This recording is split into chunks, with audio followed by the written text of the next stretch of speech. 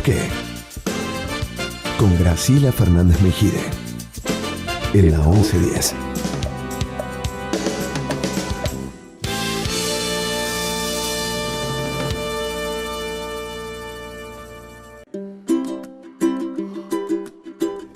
Bueno, acá estamos con usted con esa gran pregunta del por qué. Que de cuando uno era chico decía, ¿por qué? ¿Por qué? ¿Por qué? Nosotros seguimos viejos ya. ¿Por qué? ¿Por qué nos pasan estas cosas? ¿Por qué no las podemos arreglar? Y lo estamos charlando con Jimena de León y con Jorge Osona. Jimena, vos te quedaste con la palabra en la boca. Bueno, muchas gracias. Te la devuelvo. Sí.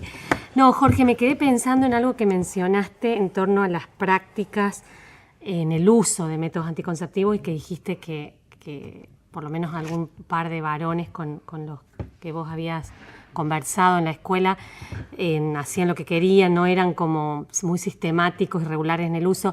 Lo que me quedé pensando es que también hay una cuestión de dominación, ¿no? Y de ejercer poder sobre el cuerpo del otro, que pasa mucho en los sectores de los estratos económicos más bajos y que pasa por evitar que la mujer pueda tomar decisiones en torno a qué método anticonceptivo usar, a que se cuide por ella misma, porque eso le daría como cierta autonomía para, bueno, hacer lo que quiera con su vida sexual y no la podría controlar ya el varón. Entonces también pasa mucho que los varones, además de que no quieren cuidarse ellos, no quieren que las mujeres se cuiden, o sea, por una cuestión de propiedad y de ellos decidir sobre las prácticas yo te poseo, sexuales. esa es Totalmente. la idea, ¿no? Yo me acuerdo hace muchos años, época del presidente Carlos Saúl Menem, que hubo la reunión en Beijing y donde hubo total acuerdo entre el gobierno de Menem, era una posición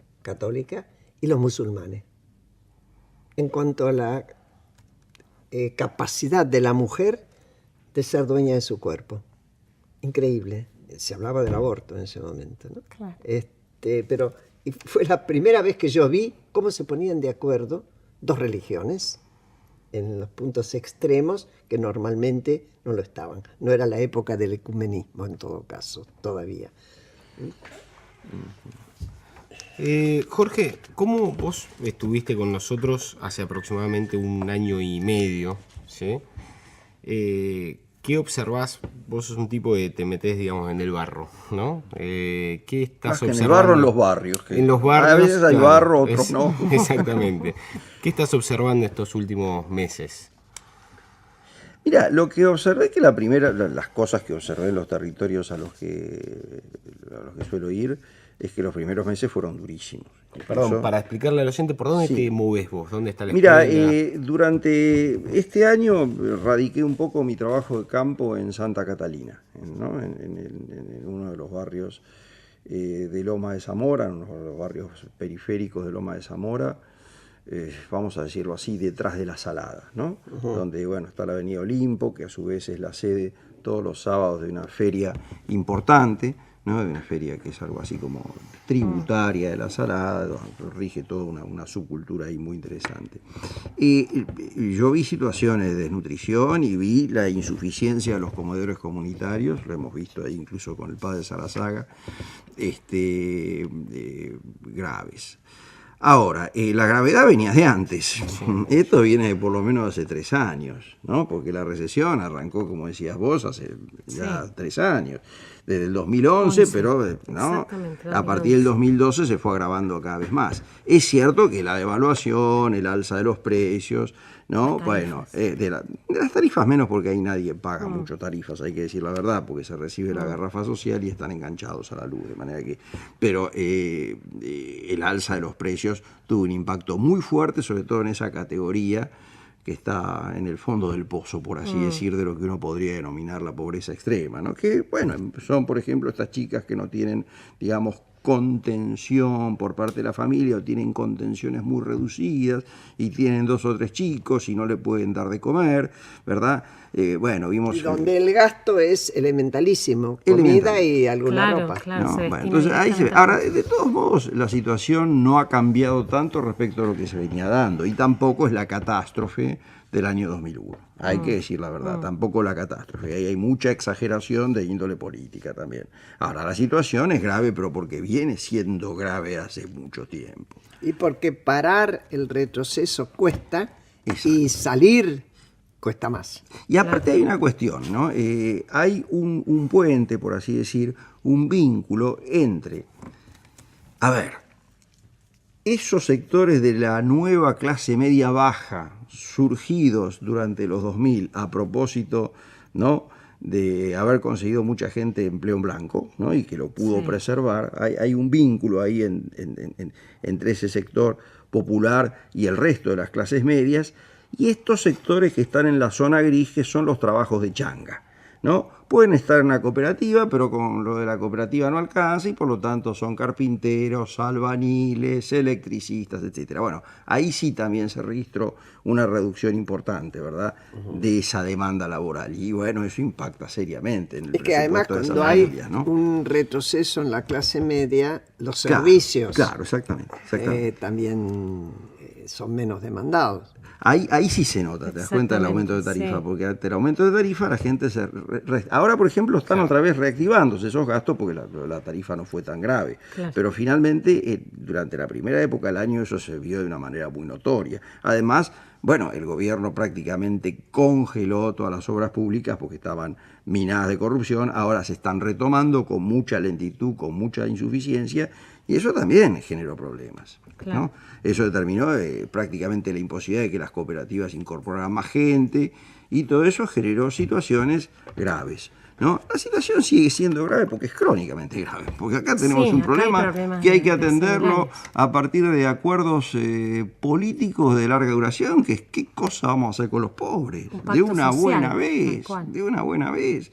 Un pacto político más que social, ¿no? Bueno, lo que me temo que algunas políticas, ¿verdad?, den por resultado una especie de estratificación definitiva de los pobres, que la pobreza, que ser pobre se convierta en algo así como un trabajo, ¿no?, con cobertura social, etcétera. Bueno, eso es consolidar esta sociedad, este tipo de modelo social excluyente, ¿no?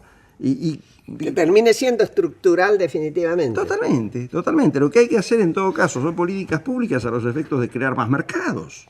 Claro, obviamente. De crear más sí. mercados. Ahora, por supuesto que en el mediano, en el corto y mediano plazo vas a tener situaciones así. Ahora, no es cuestión de estratificarlas, ¿verdad?, consagrando a determinados líderes de movimientos sociales que habría que ver cuántos representan, a cuántos pobres representan como sindicalistas, ¿verdad?, y encargados de una obra social, y que incluso, ¿verdad?, Que terminan convirtiéndose en movimientos políticos. en movimientos políticos, pues son una corporación, porque es lo que hablamos antes, off the record, ¿no? Bueno, pero ¿cuánta gente, cuál es el padrón verdadero de estas organizaciones? ¿Cuántos cubren y cuántas prestaciones efectivamente se cubren? ¿Cuáles no se cubren porque es gente que tiene trabajo y por lo tanto son cooperativistas de paja que terminan dando el 80 o el 100% del subsidio a la organización, o tienen que dar el 50% a cambio de no trabajar, entre otras cosas, por ejemplo, por ser mujeres, ¿verdad?, que no pueden hacer el trabajo y por lo tanto, bueno, reciben el subsidio, pero se lo tienen que dar a la organización, ¿no? Es un buen negocio que hace la organización, que de esa manera deviene en una corporación. Entonces, ahí está, todas esas cosas hay que aclarar. Sí, sí. Y después hay un montón de cosas para hacer, muchísimas cosas para hacer, y aparte muchísima gente que calificar alrededor de actividades que van desde el cuidado de personas, ¿verdad?, de la tercera edad, hasta el turismo, por ejemplo, que no requiere una educación muy calificada y que podría, dentro de 5, 6, 7, 10 años, dar empleo a miles y miles de personas. El turismo nada más se calcula que 500.000 personas. Bueno, fíjate vos todo lo que se puede hacer sin necesidad de consagrar a la pobreza como un estatus definitivo. Totalmente. Sí, Jimena. te Sí, escucho, nomás te comentar escucho. una cosita, que alrededor del cuidado hay una enorme oportunidad de crear empleo público, una enorme oportunidad. Esto que hablábamos, ya las familias no están conformadas como antes, la mujer salió al mercado laboral, mayormente la de clase media hacia arriba, obviamente las tasas de actividad ahí son mucho más altas, pero vos podrías tener un programa de empleo público de formación de cuidadores que signifique sacar a esas mujeres del ámbito doméstico y poderles promover su autonomía a partir de ganar un salario, formalizarlas, porque además se trata de un trabajo que tiene que estar formalizado, regulado y además profesionalizado, porque tiene que tener una formación acorde a las competencias que tienen que desarrollar para cuidar personas. Y eso el Ministerio de Trabajo avanzó un montón. La Secretaría de Empleo tiene las currículas desarrolladas ya, el área de formación de cuidado de personas, con lo cual, digamos... ¿Y qué pasa? ¿Hay respuesta?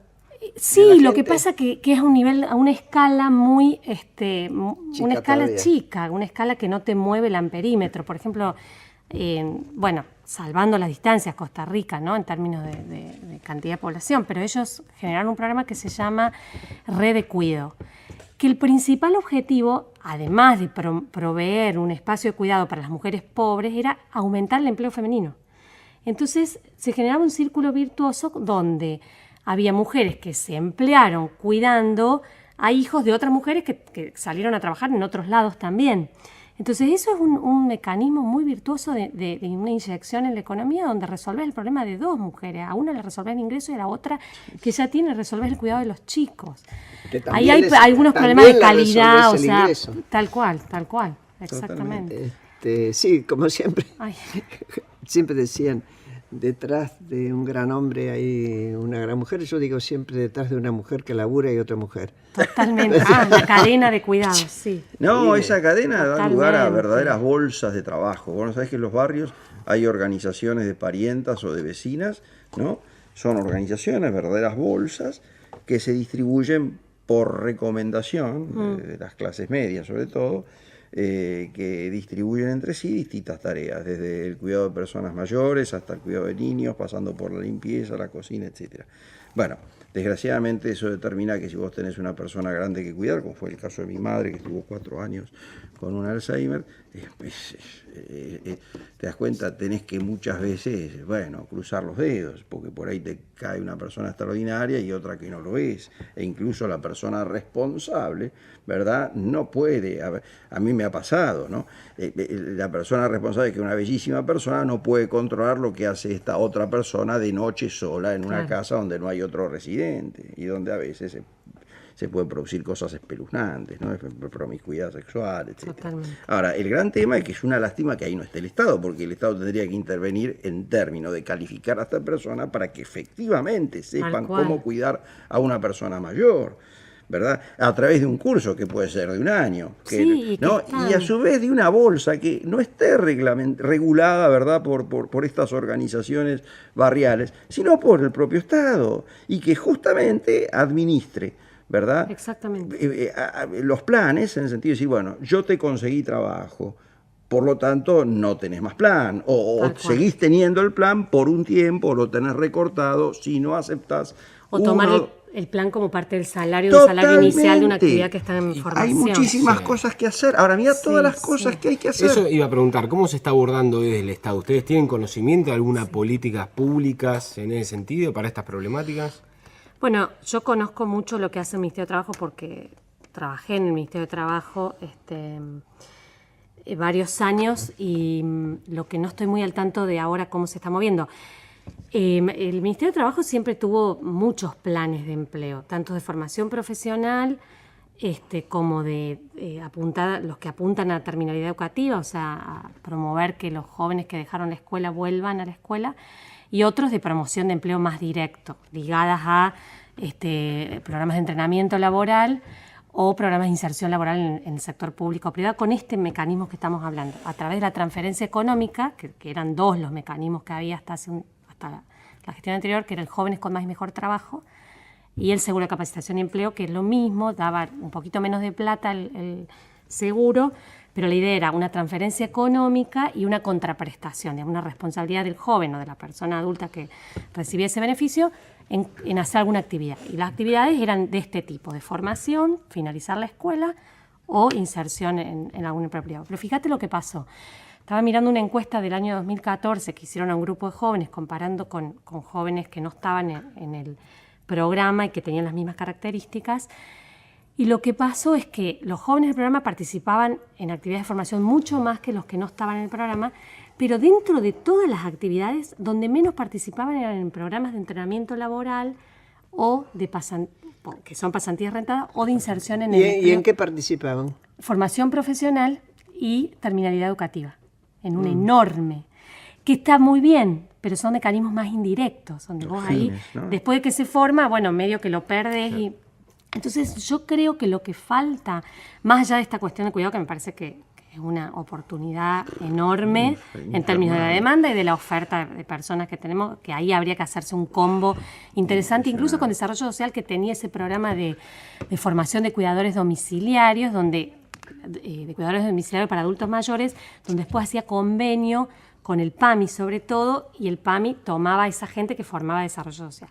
Pero siempre es una escala, creo que la última cifra que vi era que cubría el 2% de gente del PAMI. O sea, vos hoy, si tenés a alguien que es que está afiliado al PAMI, vas y pedís un cuidador, tenés que estar en lista de espera, unos trámites informales, o sea que nada es como universal, ese creo que es uno de los temas. Pero bueno, lo que estaba diciendo es que el primer empleo, cuando no es precario, te determina, te pone en un sendero de exclusión. Es tremendo y que tiene mucho que ver con el embarazo adolescente, porque a las mujeres, a las adolescentes las saca a la escuela, pero a los varones cuando acompañan, no en el caso que nos relataba Jorge, que hay unos que no se hacen cargo, pero los que se hacen cargo entran precariamente al mercado laboral para tener algún ingreso. Cuando vos entraste precariamente al mercado laboral en estas condiciones, no salís más. Por eso es tan importante que el primer empleo sea de calidad. Totalmente. A ver, les iba a hacer una pregunta que un poquito habíamos empezado a hablar antes de empezar la audición. Hay ahora como una especie de coqueluche en los medios de promover, ante la falta de trabajo, el emprendimiento. Yo a lo mejor soy injusta, prejuiciosa y todo lo que quieran, pero tengo la impresión de que se está ofreciendo una fantasía y se está demandando de un esfuerzo que no todo el mundo puede hacer, ni está en condiciones. ¿Cómo lo ven ustedes? Pero a lo mejor yo me equivoco, vamos. Ya, hay emprendimientos interesantes, lo que pasa es que también es cierto que no hay una cultura del emprendimiento. Entonces lo que suele denominarse como tal son buenos negocios y no precisamente a instancia de los intereses de la gente. Es decir, un señor que arma una cooperativa, le pone un sellito, bueno, emplea ahí gente que recibe un subsidio y finalmente, bueno, se queda con buena parte de la plata de la gente que recibe el subsidio. Sí, bueno, pero eso ya no es un emprendedor, es un fascineroso. No, ahora, lo que pasa es que muchos emprendedores que no lo son terminan dentro de este sistema. Vos te acordás el caso de este muchacho David, bueno, sí, que es verdaderamente, las famosas cooperativas de Argentina trabaja. Entonces, a ver, por supuesto que sería muy bueno promover esta cultura de emprendedores, sobre todo para realizar todo lo que hay que hacer, porque en la Argentina hay que hacer de todo. Sí. Por ejemplo, obras públicas. Bueno, hay que calificar a la gente, porque una cosa es, bueno, gente que sabe hacer una vereda o que puede estar en condiciones de hacer un entrenamiento rápido como para una autoconstrucción de viviendas o como para el extendido de una cloaca. Ahora, para hacer obras de mayor envergadura se requiere más calificación, ¿verdad? Y hay mucha gente dispuesta a organizarse porque, bueno, a veces las organizaciones son de corte familiar, ¿no? La organización de un emprendimiento a partir de, bueno, 7, 8, 20 individuos de un determinado barrio, ¿no? Que muchas veces están emparentados entre sí o pertenecen a la misma etnia, ¿no? Por ejemplo, todos paraguayos o una cosa así. Bueno, sería fantástico, porque en los hechos funciona así. De hecho, la mayor parte de las obras en construcción se hace con mano de obra en negro, de origen paraguayo, a partir de estos emprendimientos, ¿no? Donde hay un broker que los va a buscar a Paraguay, que suele ser un pariente o un tipo allegado, etcétera. Lo mismo con la mano de obra textil, ¿verdad? En condiciones a veces semiserviles, ¿verdad? De origen boliviano, que trabaja ahí en los talleres clandestinos de la Salada. Pero muchas veces son emprendimientos. Ahora, son emprendimientos también donde rige una verticalidad, ¿no? Jerárquica, ¿no? Que tiene que ver con la cultura, ¿verdad? De estos sectores, donde hay uno que manda y los otros, ¿no? Cada vez que hablas de jerarquía, hablas de sometimiento. Totalmente, ¿no? Sí, Jimena. Sí, a ver, es un tema complicado, ¿no? Y polémico, porque la verdad que no todo el mundo tiene las competencias para ser emprendedora. Yo tengo una aversión al riesgo total. Por ejemplo, a mí me pones a emprender y seguramente no me va bien. Digo, no todo el mundo nace emprendedor. Entonces, la pregunta es si son competencias que se pueden desarrollar, que seguramente que sí, porque todo se puede aprender, pero en cuánto tiempo, de qué manera, pero requiere muchas competencias de autonomía, de iniciativa, de proactividad, que no necesariamente todo el mundo tiene. Por eso hay gente que se siente más cómoda en la relación de dependencia. Ahora, el tema es que también requiere de mucho acompañamiento estatal para el lanzamiento y después para la formalidad, porque si vos simplemente brindás la asistencia económica, pero no estás ahí como Estado acompañando, digamos, la conformación de eso, es muy probable que eso termine en la nada. No hay muchos estudios en América Latina que muestren qué resultados ha habido. En general son buenos cuando se conforman y después nadie los sigue. Digamos, Bueno, después de 4 años no puedes dar cuenta de qué pasó. Yo puedo hablar de una experiencia mía apenas recuperamos la democracia, no mía, sino a la cual yo asistí, en alguna forma mediamos, y mal, con muy mal resultado, en préstitos que iban, por ejemplo, a un grupo de mujeres que fabricaba jean, pantalones jean. Muy bien, fabricaban, pero nadie se había preocupado en cuál iba a ser el punto de venta. Una vez que la habían vendido a todos los vecinos, ¿qué hacían con los jeans? ¿Cómo competían con las fábricas que estaban primero fabricando y después incorporando a través de la importación? El no pensar que un emprendimiento supone que hay un cliente que va a necesitar de eso que vos haces. ¿Y cuántos clientes tenés? Eso fue, vos sabés, Graciela, una cosa tan interesante, porque eso fue un poco el origen de la Salada. Claro. A principios de los 90, ¿no? Y sobre todo a partir de, hacia fines de los 90, principios del 2000. Muchos emprendimientos que finalmente resultaron inviables y tuvieron que vender la maquinaria a todo tipo. Claro. Bueno, yo lamento tener que dejar esta charla tan interesante. Seguro que han quedado muchos porqués todavía por contestar.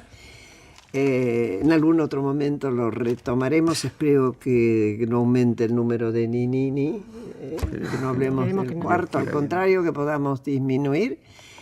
A ustedes que nos están escuchando, muchas gracias por estar con nosotros. Gracias, Jimena, y gracias, Jorge. Gracias. Será hasta el próximo domingo. Que tengan una buena tarde. Sigan en la 1110 porque el programa que viene vale la pena.